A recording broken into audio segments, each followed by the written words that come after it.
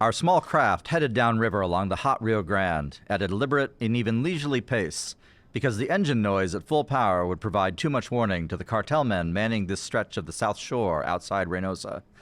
We wanted to see them, and they certainly saw us. Men lounging next to fishing poles eyed us as we floated past and called in their reports.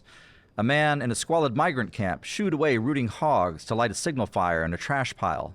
Another man followed us on shore for about a half mile, hiding as best he could in the thick brush and cane, taking photos with his phone as he went. The photos, I knew, were not just for texting up the chain of command. The sophistication of the cartels includes facial recognition databases now, and we are in them. As these things went, it was a quiet day. Sometimes the cartel controlling Reynosa and environs, its Zetas or Golfo or Noreste, depending on when you go, where you go, and who is killing whom most expeditiously, will direct the migrants to erupt from their squalid bankside camps and throw rocks at American riverine craft. Sometimes they'll motor up in their own boats and let the pilot know they'll kill him and all his passengers if he comes back. They haven't followed through on this yet, but it only has to happen once.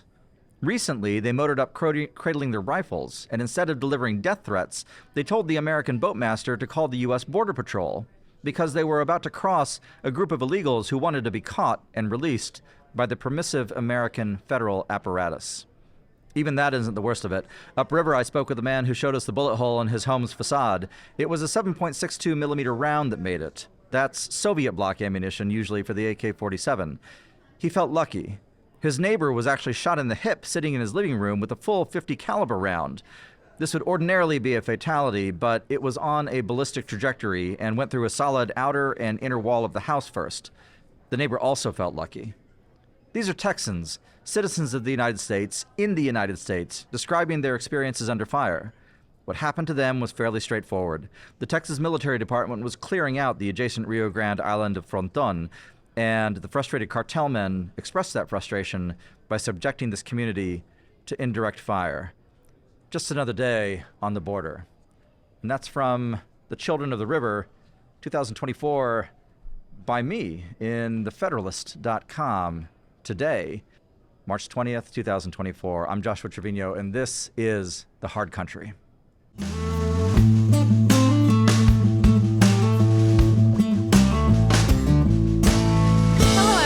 Welcome to the Hard Country podcast. My name is Melissa Ford. I'm a policy director at the Texas Public Policy Foundation. And today I am joined by Joshua Treviño, the foundation's chief of intelligence and research. And I'm also joined by a guest, Humberto Lopez, who is the founder and executive director of Fundación Patria Unida por un México Valiente. And a dear friend of both Josh and I's. Absolutely. So today's a very exciting day because it's not only the first time we've been recording in a couple of weeks, but it's also the first time that we are on with a guest. So Humberto, I want to give you the opportunity to briefly introduce yourself and what you do and a little bit about Patria Unida. Thank you so much. And first of all, thank you for having me here. Thank you for the invitation and for having us, Alice and myself, here in Austin in the Policy Summit. A little bit about Patria Unida is the first conservative think tank in Mexico doing work to defend our values and to help train and form new leaders that can stand up and can raise their hands and defend these values. So that's a little bit in brief words what we are trying to do. Thank you, Humberto. We're so happy to have you here with us today. And there is a lot to cover today. But I figured that although we will get to why we wanted to have you on the show and give our followers a very special announcement towards the end, I wanted to start by giving you an opportunity to unpack a little bit about what you just read, Josh, which is related to, I don't think we shared that we were going to do this with our listeners, but our very recent trip to the border. We drove to McAllen, we went to Roma, we went to Fronton Island, San Ignacio, Laredo. It was a very comprehensive border trip. We did that whole stretch of what used to be Nueva Santander, now is Tamaulipas and South Texas. Yeah. And you're right, exactly. I mean, we just followed 83 up the river in a single day, starting in McAllen at 7 a.m. in the morning, and then Los Ebanos, Roma, San Ignacio, Fronton, and then going up to Laredo by the end.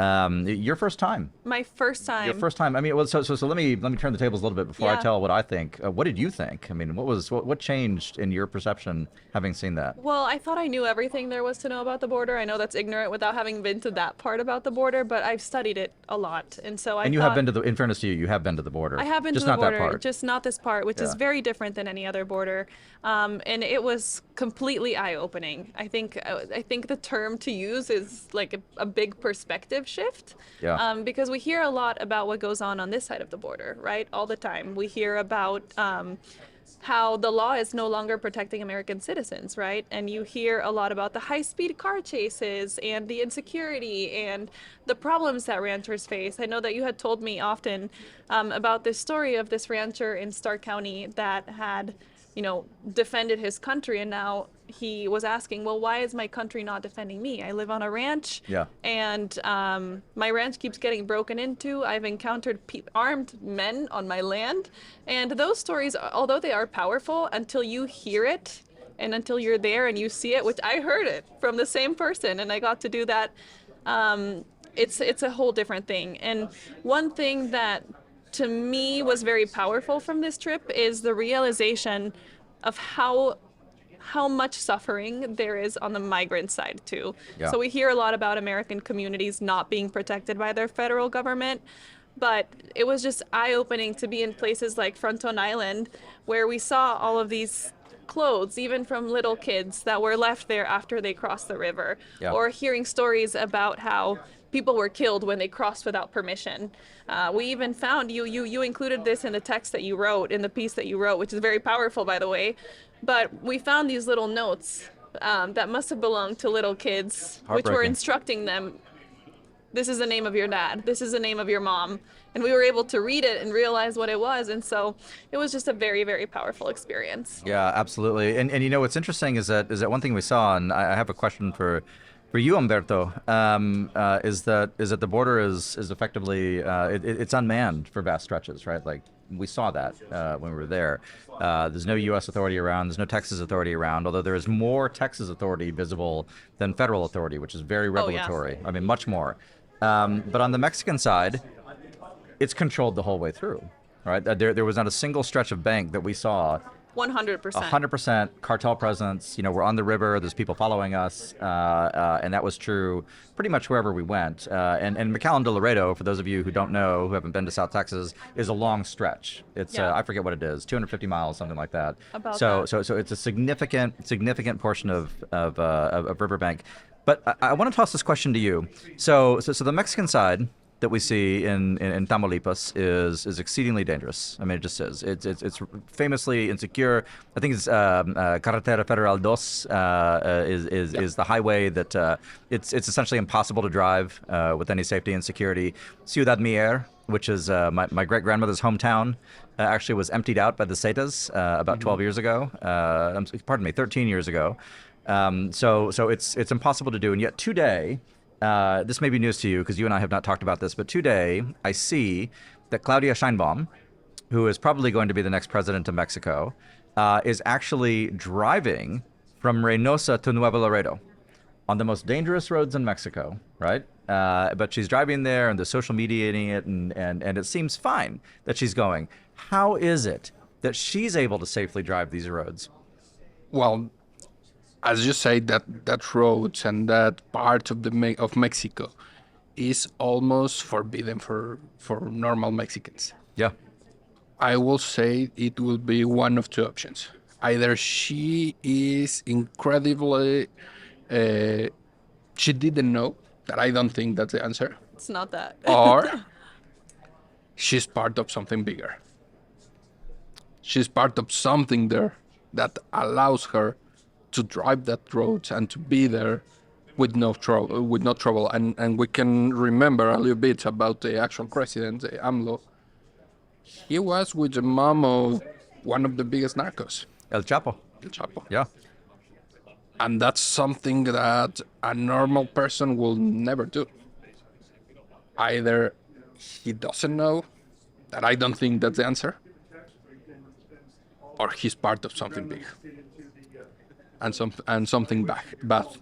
So I believe she's part of all this. So his chosen successor's ability to take a day trip through cartel territory, I mean, let's call it what it is a signal of not of the power of the state, but of the state's understanding and arrangements. I'll use the word alliance with the cartels. Yeah, and it just, I was reminded when I saw that of AMLO's statements a couple of months ago where he was bragging and boasting about how he gets allowed, or his teams get allowed through cartel checkpoints. Do you remember that? That's right. The I've forgotten the word in Spanish. I'm sorry, but it's the social welfare teams. Bienestar. Yeah. So again, acknowledging that his government doesn't have full control of Mexican territory, but then when asked, denying it. So. Or maybe they have full control, but in two But different they're branches. working together. The legal branch and the not legal branch. Yeah.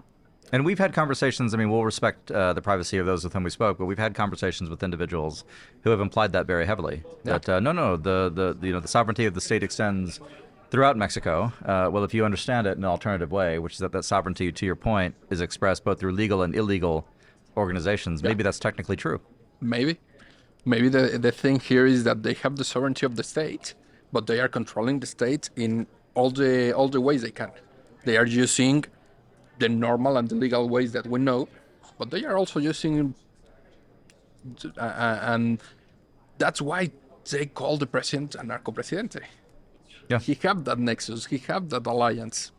Yeah. So, Well, we actually will talk about that, and we actually will talk about Claudia again. So we have a lot to cover today, but before we jump off of the topic of the border, I wanted to talk a little bit about SB4. The Sure. new law, which I think we've actually, you and I have talked about this before on We the have, show. Yeah. The litigation around it. Yeah, so it's just basically a law that creates a new state offense for crossing illegally from a foreign country into Texas, or entering or re-entering, right? So this is the one that I had talked about that I testified in favor of, and there was like 20 people testifying against of. So this is not new on the show, but it's interesting because this is a bill to deter illegal entries, right? Like we've talked about. But this is a bill that's gotten a lot of bad rap. We were just talking about this earlier with Humberto, and I've gotten a lot of people asking me, a lot of, frankly, terrified people asking me if this is going to mean mass deportations or racial profiling or separating families. And so I think that there is a lot of misconceptions related to this bill. And so I wanted to unpack that a little bit. And then I wanted to unpack the reactions that we've been getting on this for a while now. To no surprise, it's created a legal battle. I think everybody expected that. So let me unpack that a little bit. So last month, the law was temporarily blocked after David Ezra, an Austin-based judge, said that it would open the door to each state passing its own version of immigration laws. Right. And then on March 5th, the Supreme Court Justice Samuel Alito also put the law on hold. Now we've had a lot of recent developments. So this Tuesday, in a 6-3 vote, the Supreme Court allowed it to go immediately into effect. But now an appeals court has stopped the law from being enforced. Fifth Circuit, yeah, it was allowed for like 4 or 5 hours, and then Fifth Circuit reimposed. So it's stay. like a total roller coaster. Yeah. Do you want to add anything to that, or do you want to talk about reactions? I think it's we should talk about reactions. I think it's worth clarifying for the viewers, for the listeners. That Senate Bill 4 passed in the special session of the 88th Texas legislature last year. I mean, we should clarify what it does and doesn't do. What it does is it empowers Texas law enforcement officers. If they see somebody violating the international border, entering illegally, then they're allowed to apprehend them. And then upon apprehension, essentially they get two choices. They can either be transported to a legal port of entry and cross of their own volition back into Mexico, or they can choose to, avail themselves of their rights under the 14th Amendment, because the 14th Amendment applies to persons, not to citizens, and essentially be apprehended, jailed, and receive adjudication, whether it's trial or anything else, from the judiciary of the state of Texas. So it's state offense, state enforcement. It's not mass deportations. It's not. There's not going to be hunts for Hispanics, Latin Americans, Mexican Americans, anything else. It's if there's a crime witnessed, law enforcement has the power to stop it, which is a completely ordinary exercise of state plenary power in every sense, except in the fantasy world of too much of the judiciary and modern progressivism. So thank you for coming to my rant on that. Yeah. But we had reactions to it, right? I mean, it's been over the top. Yeah. Real quick, I want to ask you, Humberto, what do the Mexican people think about this? Like, what is perceived down there about this new law? I think, and first, before I respond the question, I would like to say that I think that there's a big problem on the narrative control. And why I'm saying this, the reaction in Mexico is, and you can check almost all the media, the public media, the private media, the TV, radio, whatever media you want. And the general reaction is racist profiles, massive deportations. They even talk about the racism that exists in Texas and the governor, and they attack publicly to all this. But they never find what is happening, what the law is really about. They said that the law is only to guarantee the police the faculty to apprehend all the people they like, only on suspicion, and deported it into Mexico. Yeah. Without any other proof, without any suspicion, without anything. And the truth is not that. Yeah.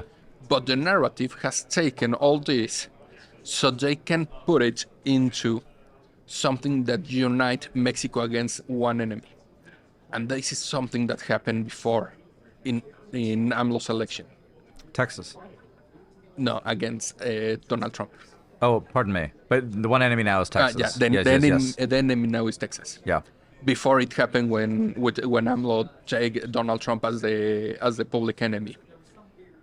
And I understand that what happened in Mexico sometimes it stays in Mexico, but it affects all of us.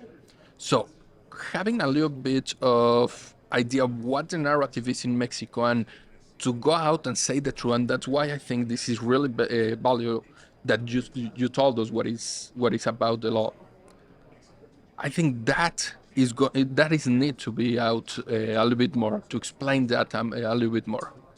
So that's the problem in Mexico. Can I, if I could, I mean, there were two things that I saw that really I thought were very striking about this. One was merely the fact that Mexican officialdom, whether it was who's the lady at SRE now, Becerra, is that right? Yeah, Alicia Barcena. So sorry. My apologies, Madame Barcena. But the foreign minister, Madame Barcena, was commenting at length on U.S. judicial process. Yeah. You know, as if it, you know, and that was something obviously in which they're very well informed. And to a much greater degree than the United States. I'll put it this way: if an American office holder had ever commented on the Mexican judiciary or Mexican politics at that granular level, you can imagine the freak out in Mexico. Like they would lose their minds over it. But they feel perfectly free to pronounce upon that. So that's one thing. The other thing that struck me is that there is this with the regime, the 4T and the Morenistas and everything like that. They're totally fine with human trafficking going north. They have no problem with that. And so they don't lift a finger to stop it. In fact, as we've discussed, they're complicit with the cartels to do it. But as soon as somebody comes back south, whoa, hang on, you know, that's completely unacceptable.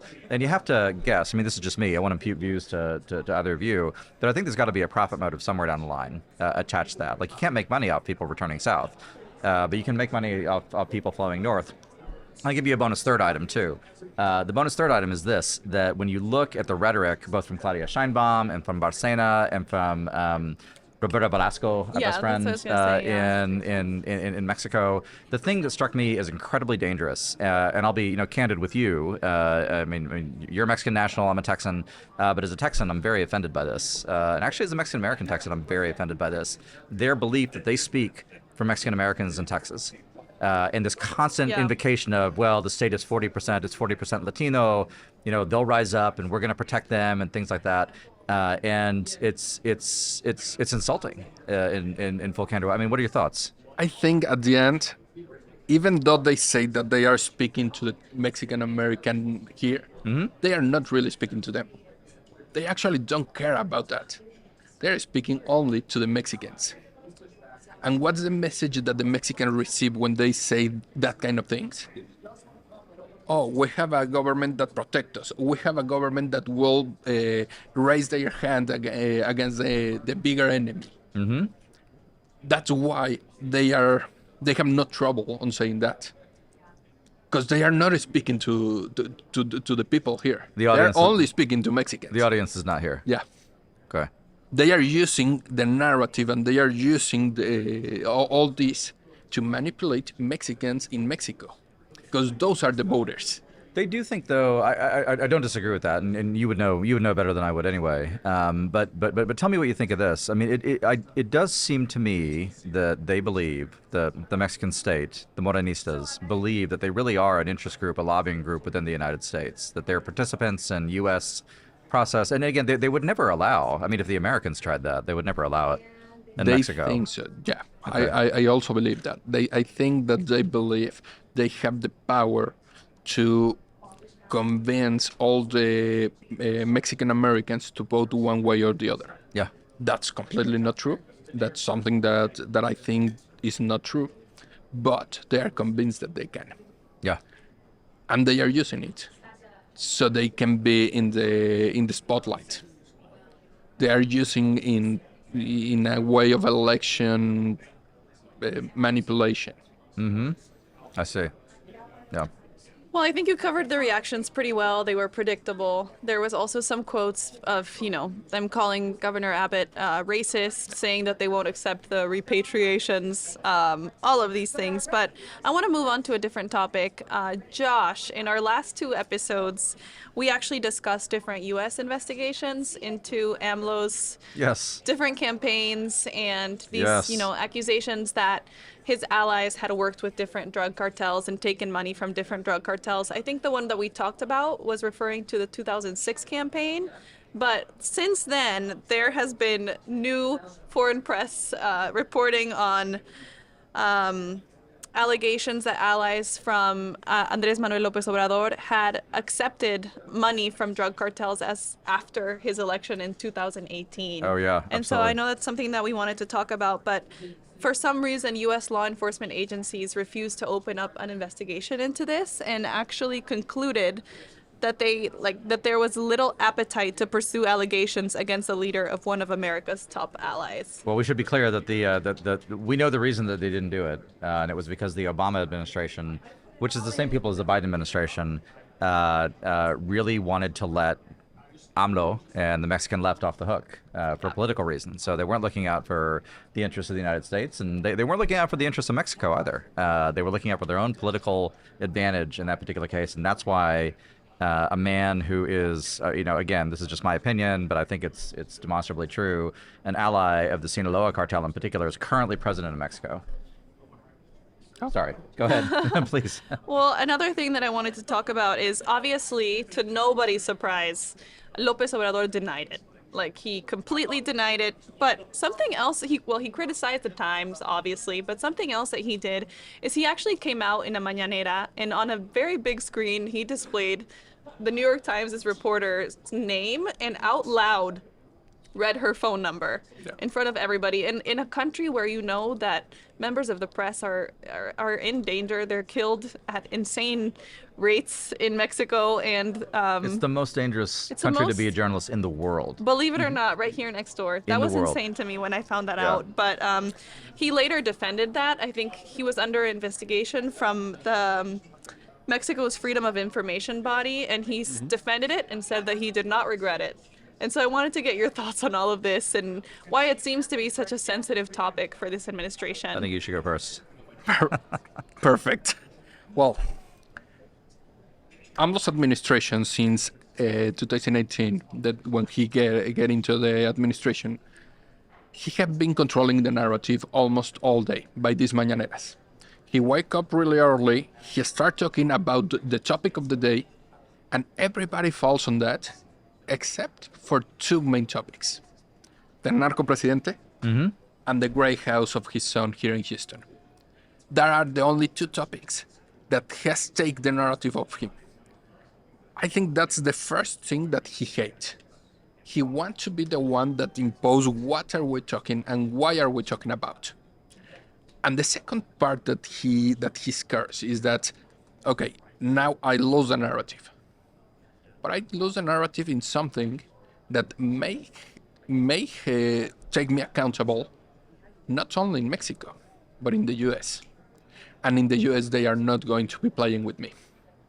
And I am ending my administrations in a few months. And in Mexico we don't have a re-election.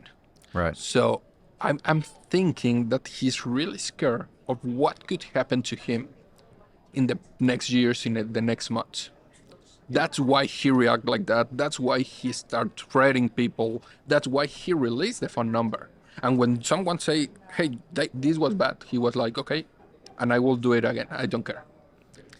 So you think he's trying to bully the Americans? Is that really it? It's I think less a he's- domestic play and more a signal to the Americans to back off, don't pursue this investigation. Yeah, because he's seeing himself in a corner surrounded by something that really can hurt him and can hurt his image. And the problem with AMLO is, or one of the problems with AMLO, he wants to be remembered as one of the heroes of Mexico. Yeah. And he cannot have this image that is a corrupt image or a narco image. He needs to be as clean as possible. He wants to be like Benito Juarez and be on the money and. So everything you like think that. it's more of a personal thing, Humberto? It's not necessarily a concern for his own party? I don't think he have the concern of his own party. I think he believes that he is like a messias. He's like the hero. He's the savior of Mexico. So if the party receive or not the money, he doesn't really care about it. Yeah. He cares about what the history will say about AMLO. That he's not longer this hero, this amazing people that he's trying to sell to the people. Yeah, and the desperation's starting to show. Yeah. Yeah. It's been interesting though to see the his decision, because there was the original ProPublica reporting about the connections between the Mexican president and the Sinaloa cartel, Yeah. and then there was a follow-up New York Times report as well. And I mean, look, as much as this reporting can be for certain, it's pretty close. I mean, I think it would be very foolish to assume that he's not connected to the cartels at this point. And adventures like Claudia's up north in Tamaulipas just sort of illustrate the point. But when he released Natalie Katrof's, do you know how to say her name? Katrof. Katrof. I think it's Katrof. Katrof? Okay, well, we'll assume it's Katrof, but apologies to Natalie, whatever your last name is pronounced as. But anyway, she's a very good reporter. New York Times reporter in Mexico City. He reads out her phone number, as you said. Yeah. But then that I mean, from a comedic element, that spurred like this release and counter-release of various phone numbers. And Claudia Sheinbaum, Oh, yeah. actually went and defended AMLO. And then somebody released her phone number, and Yeah. then she posts a video saying just how horrible it is that people are calling her on her number now that she's gotten the same thing. How And does to be it true- feel? And Yeah. just like the icing on the cake is that she started screenshotting. I mean, this woman's going to be president of Mexico, by the way. She started screenshotting people who sent her WhatsApp messages saw that. and sharing their phone numbers too. And so it's this endless cycle. Go And ahead. to be true, I will not doubt that the leaking of these other phone numbers of the 4T administration was an internal job. It was a strategy of AMLO, like, okay, I do this that is bad, leaking the phone number of the journalist. Put some numbers out of the administration so they see that that doesn't matter, that it's okay. That we're victims too. Yeah. I will not doubt on that. Really? I have nothing to make me believe that is completely true, but I will not doubt on that. That's the way he do things. Well, since we're talking about Claudia, actually, let's keep talking about her. We've known that she's the front runner for a very long time. She's had a very good lead in the polls for a while. As we know, she's the protege of the current president. But we were just talking about this recently, and she seems to be getting a little bit weaker in the polls. And I'm curious why you guys think that is.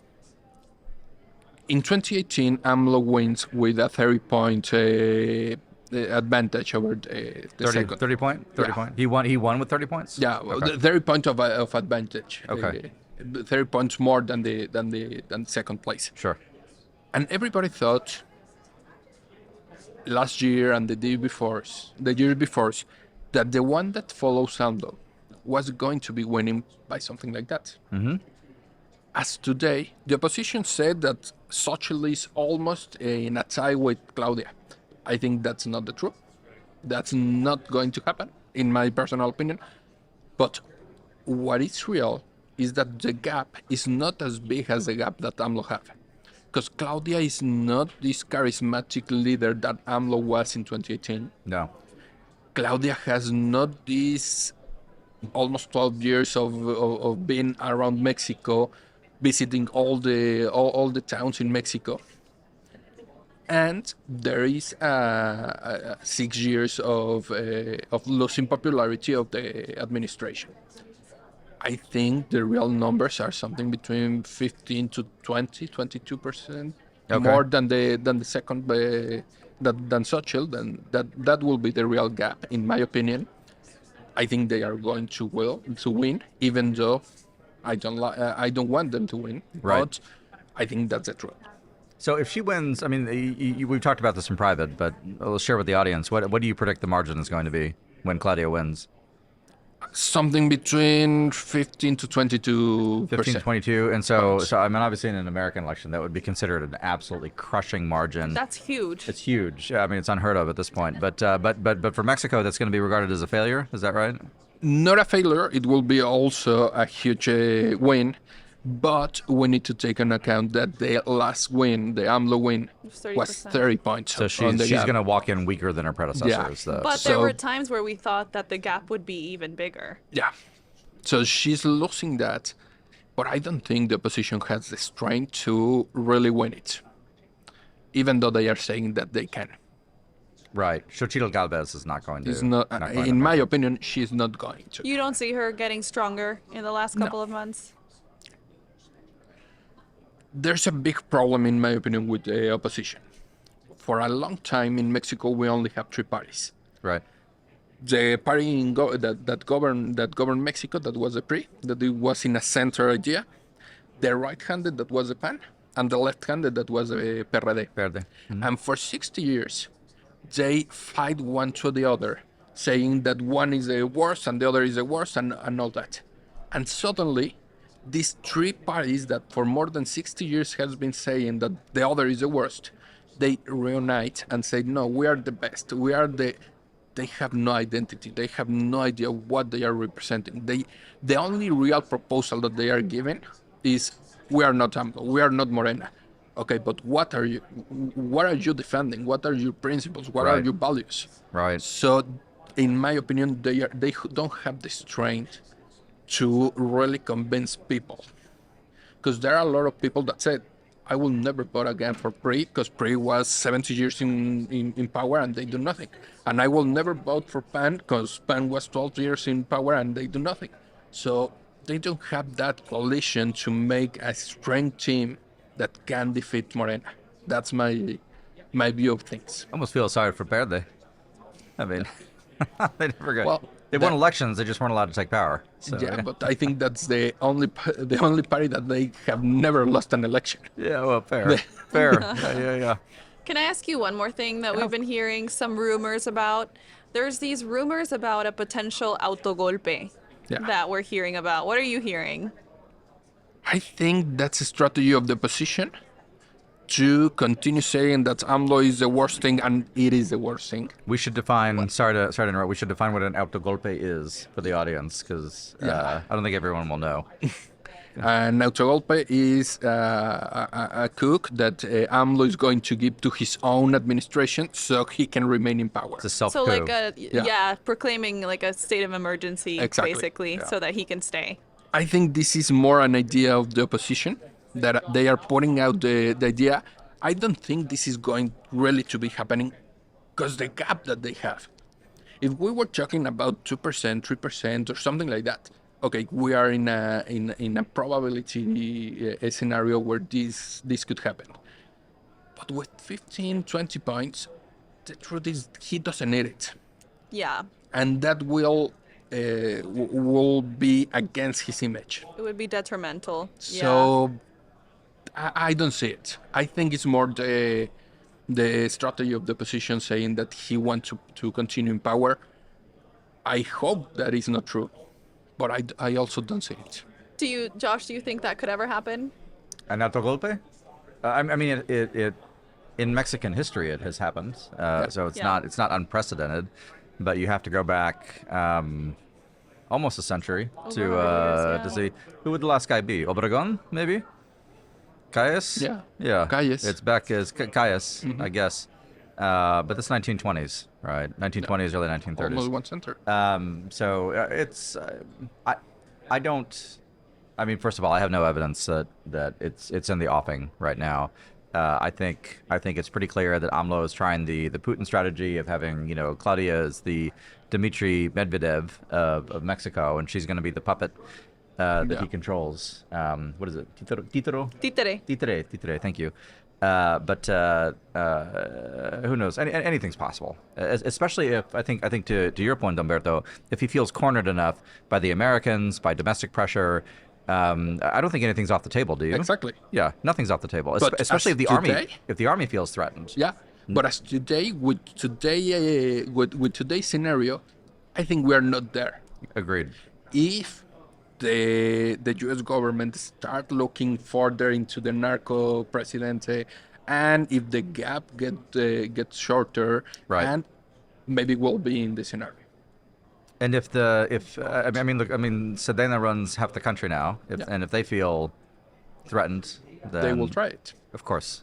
So Yeah. it's not out it's not out of the ideas, but maybe today is not the most probable scenario. I think that's right. Thank you. Next I want to talk about some recent news. This has been going on for years, funny enough, but it's become recent news this week because of some new developments, and it's going to require a little bit of background for our listeners because, to be honest, I was talking about this with Humberto. I had never heard about this before until you brought it up to me. And this is about the news that the Mexican government is preparing to take control of it's like a gravel pit and a port that's owned by a company named Vulcan Materials Company. I think they're Yes. from Alabama. They are. But they own this huge stretch of property in the Caribbean coast. In Quintana Roo, I think. Yeah, it's right by Playa del Carmen, Right. which is a beautiful area. But they AMLO has been trying to negotiate with them for years and offering to buy that property for a very long time, but they have failed to produce a deal, and so he's been feuding with them. And recently, in 2021, actually a couple of years ago, this is when the whole feud started, Mexico's environmental ministry closed their gravel pit and forbade the company from operating and exporting stone.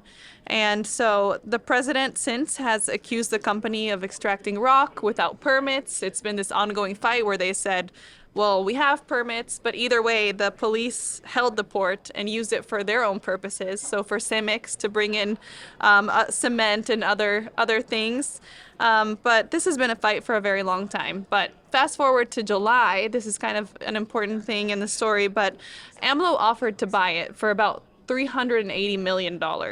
And the company came back and said, well, we have these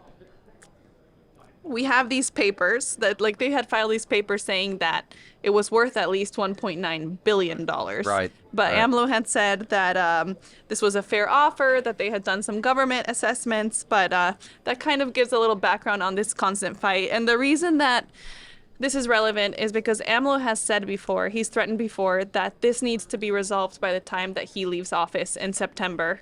And he has threatened that he will seize the property if this is not resolved by then. I think they're about to seize it. They are. They are about to So seize it, yeah. some of the recent developments, do you want to talk about what we've heard this week? Absolutely, yeah. No, it's been very interesting. So, I mean, as you say, Vulcan Materials is a construction aggregate firm out of Alabama, and it operates in Mexico. You and I have talked a little bit about this. I mean, one of the things that is, I mean, just to be blunt, the key to prosperity for Mexico is actually establishing Mexico as a foreign investment destination. The ability of foreign firms to come and operate plants and employ people and create jobs and the whole nine yards and generate investment is an absolute necessity for Mexico to get to where, in candor, it ought to be, which Mexico should be. Do you remember back in 2012 there was all this press about Mexico finally becoming a middle class nation? Yeah.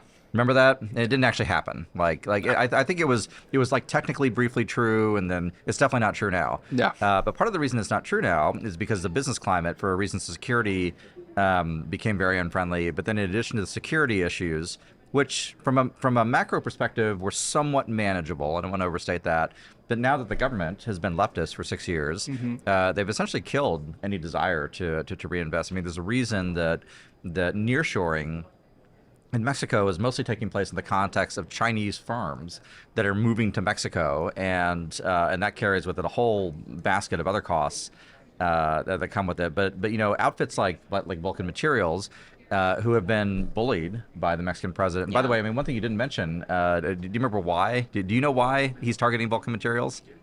The thing that I know is that when he went to supervise the construction of the Tren Maya, and everybody was saying that he was killing all the peninsula natural resources. Yeah. He saw Vulcan and he saw like, okay, I'm going to take out the Vulcan the authorization so they don't continue killing the natural resources of the peninsula. Yeah.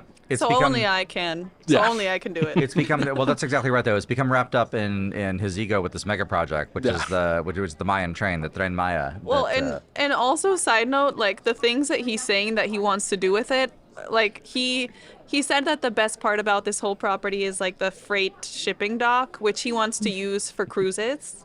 And that there's this big cement pit, which, by the way, is infested with crocodiles. And he was like, we could use that for ecotourism and make them into swimming pools and all of these things, which is very Eblo. Well, I mean, part of the tactics that got enrolled in the past year, of course, is that he had Samar. He had the Navy actually raid the property at one point on a phony pretext. And so, I mean, when you look at it, it seems inevitable to me that Vulcan Materials is going to lose. It's going to lose its investment in Mexico. It's not the first one. There was the Spanish electricity firm. I've forgotten. It's the Generation firm. Anyway, we'll take my word for it, since we've both forgotten the name of the firm. But he's targeted Spanish businesses before.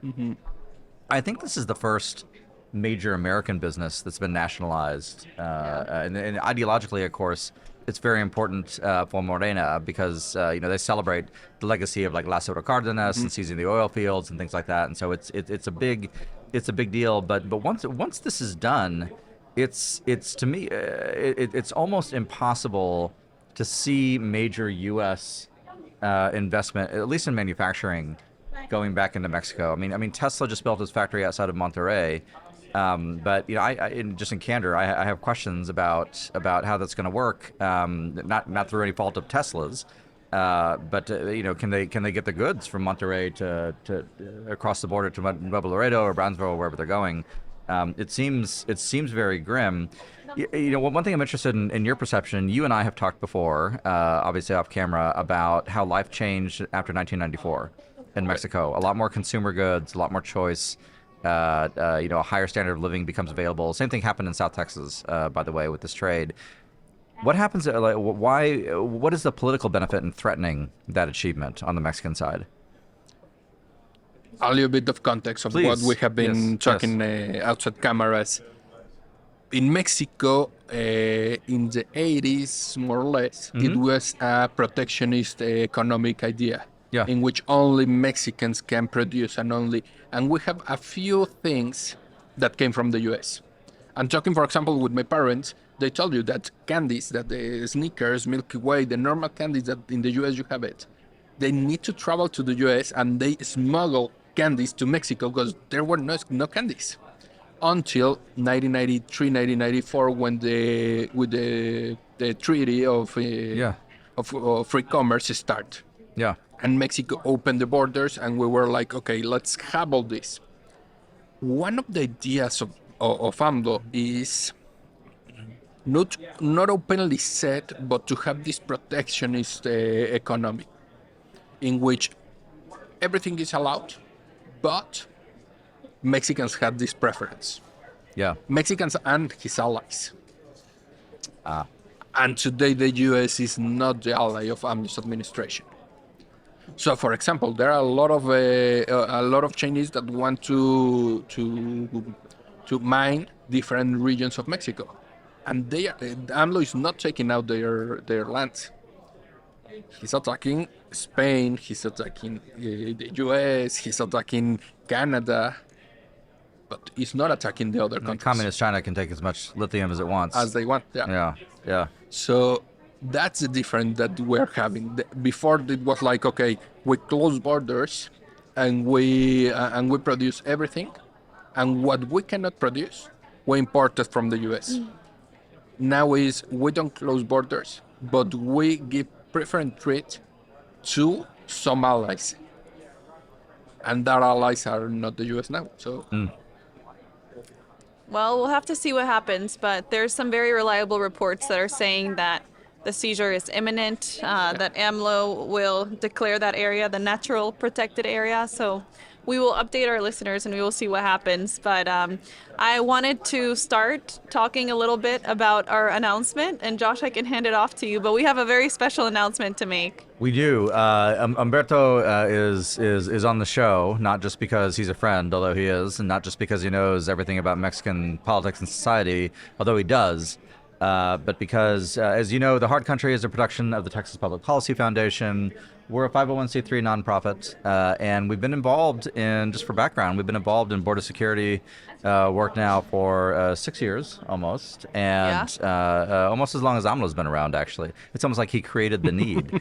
But one of the things that we've come to understand as we've engaged in this subject matter is that you can't just solve the problem north of the border. Obviously, there are multiple policies, and we advocate for them, that the United States can and ought to do, and that Texas can and ought to do to secure the border. But the reality is that the one constant for Texas in particular is that Mexico is always going to be a neighbor, and that as Mexico rises or falls, so too does the security of our borders. So from a standpoint of pure self-interest, we actually have an interest in a strong, stable, and sovereign Mexico, where it is the best place for Mexicans to be, and it doesn't exist right now. So we have been very privileged over the past year, a little bit more than a year now at this point, to work with Fundación Patria Unida, your think tank, you and your wife Alice Galvan, and understanding Mexico and advancing projects. And we have made the decision, in fact, it was announced today as we record this, that we're launching a initiative called the Double Legal Alliance, Alianza dos Águilas, that's actually going to do several things. But one of the things it's going to do is support your efforts to make Mexico strong, free, and sovereign. And so, those of you listening to The Hard Country, you're not the first to hear it, because people here at the Texas Public Policy Foundation's annual summit have already heard this. But Humberto, do you want to share any thoughts on that? Well, I think, as I've already shared with you more than the one time, that the things that help Mexico also help the U.S. And the things that help the U.S. also help Mexico. Even if we are separated by the border, we have more in common than the things that separate us. And we can work together and we can rise together against all these threats that we have today. And we can be talking about insecurity, about migration, about a lot of things that threaten our society. But we can work together so we can solve it, and we can have a better place to live, and a better Mexico, and a better US, and a better Texas for us and for our kids. So that's the main goal for me and for Patria. We're glad to have you on board. Amazing, very exciting, and we will continue to update our listeners on anything else we have. But aside from that, is there anything else that you guys want to talk about today? I'm good, Humberto. I think we covered a lot of ground. Thanks for doing it, Melissa. As always, thanks for an expert job moving us along. Yeah. Thanks, Josh, and thank you, Humberto, for being here with us today. It's a pleasure to have you in Texas, and it won't be the last time. Thank you so much. Thank you for having me. Thank you to all of our listeners, and we will see you next time.